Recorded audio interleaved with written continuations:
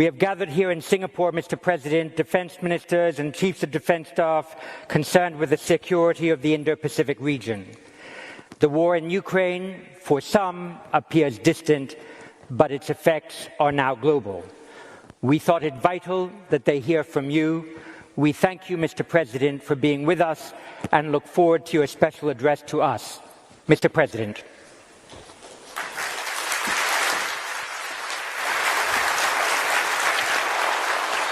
Thank you very much indeed.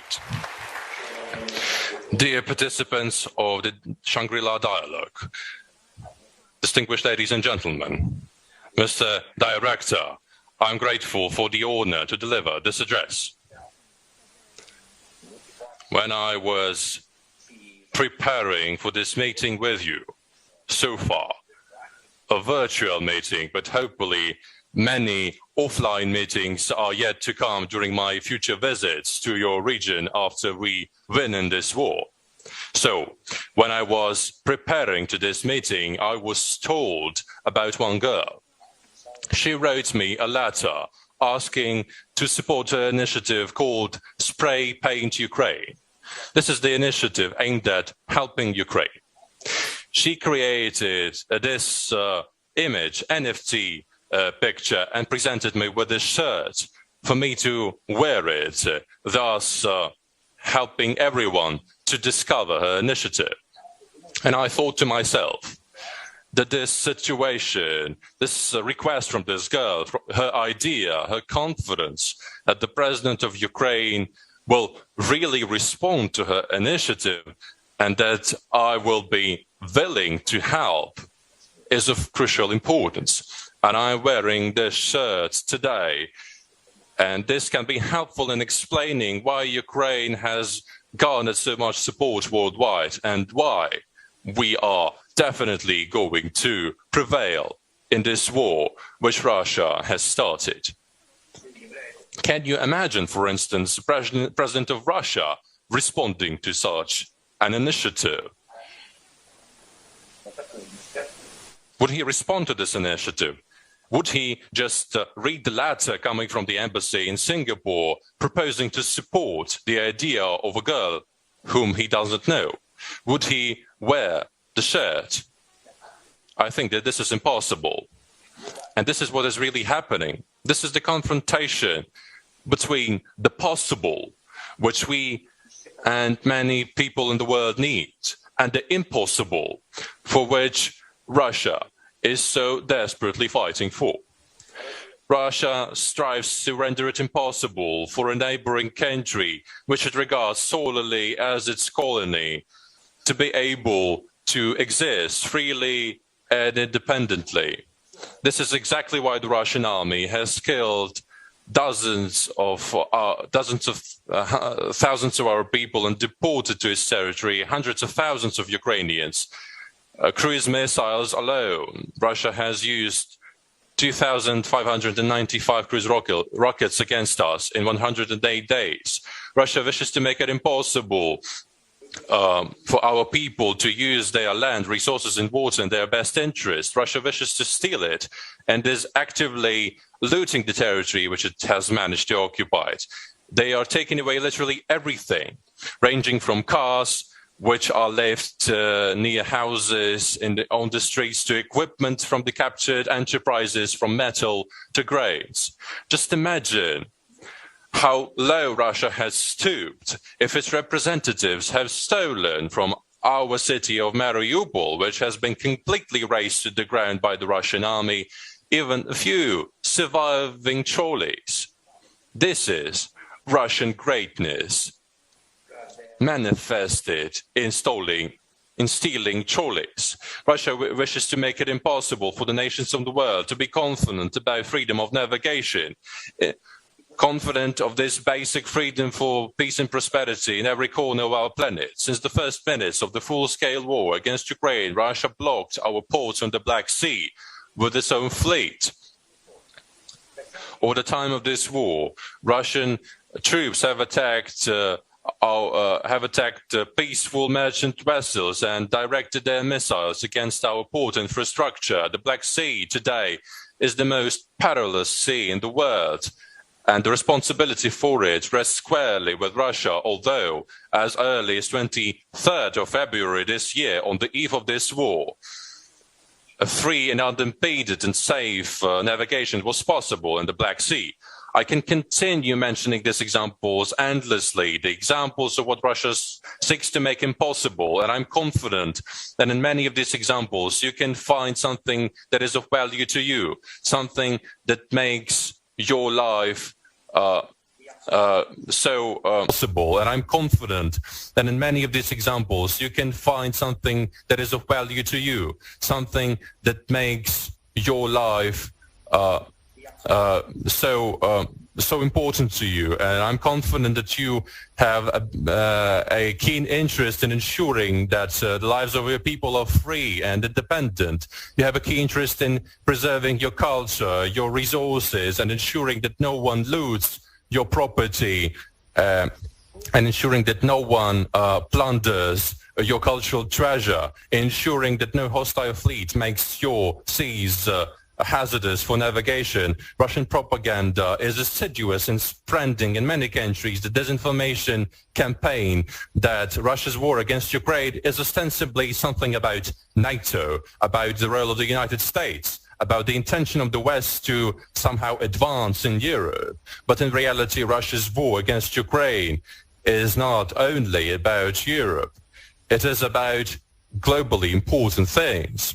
Russian leadership strives to discard all the achievements of the historical development of humankind, particularly the system of international law which we have today. And it wants to come back to the life of the 19th century, or even before that, when it was impossible to ensure the harmonious development and well-being for billions of people. And this is why I want to remind you of the words of a person whom you know very well. If there had been no international law and the big fish ate the small fish and the small fish ate shrimps, we would not have existed.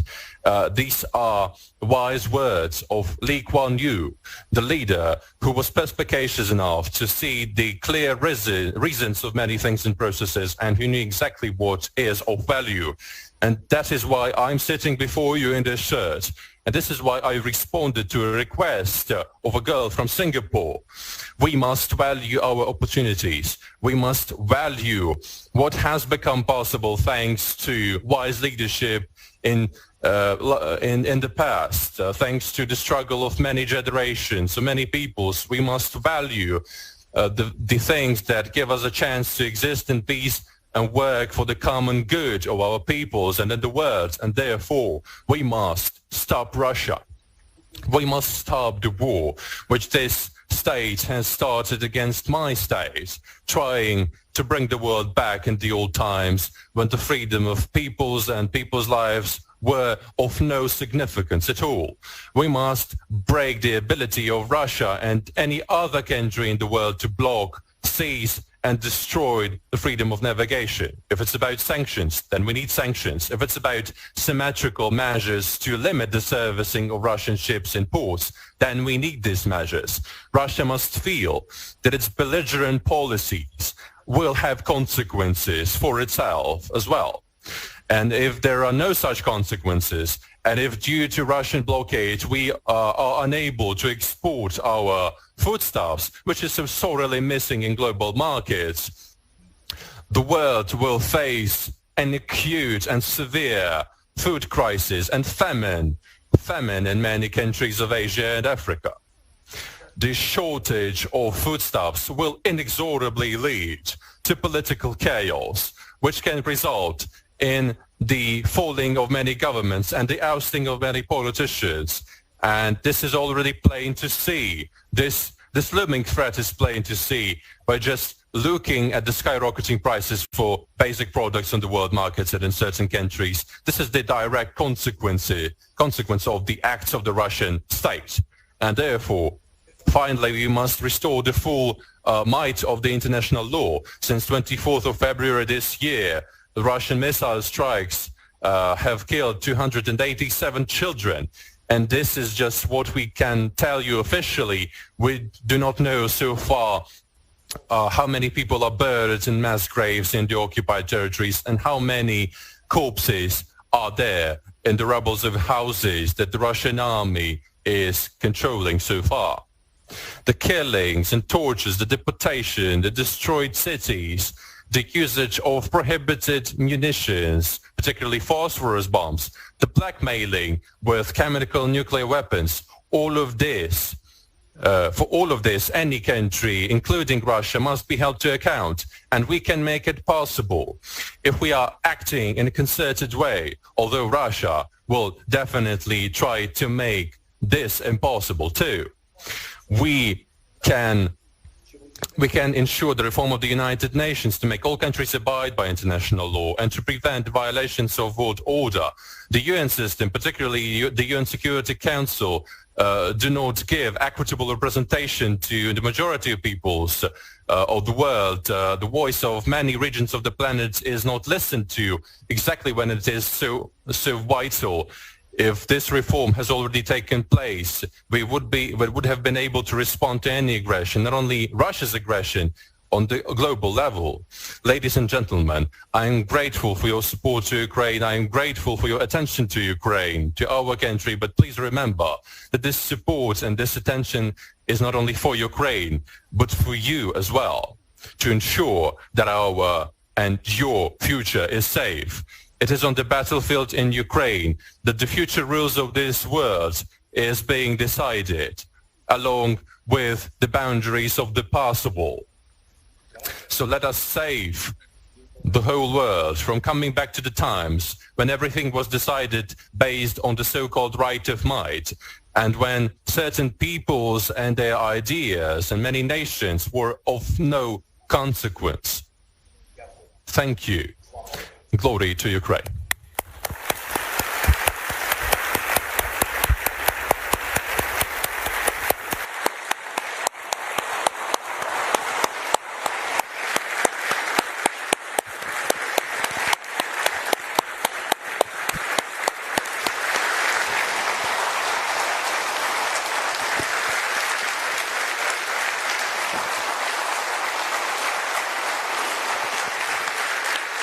Thank you very much indeed.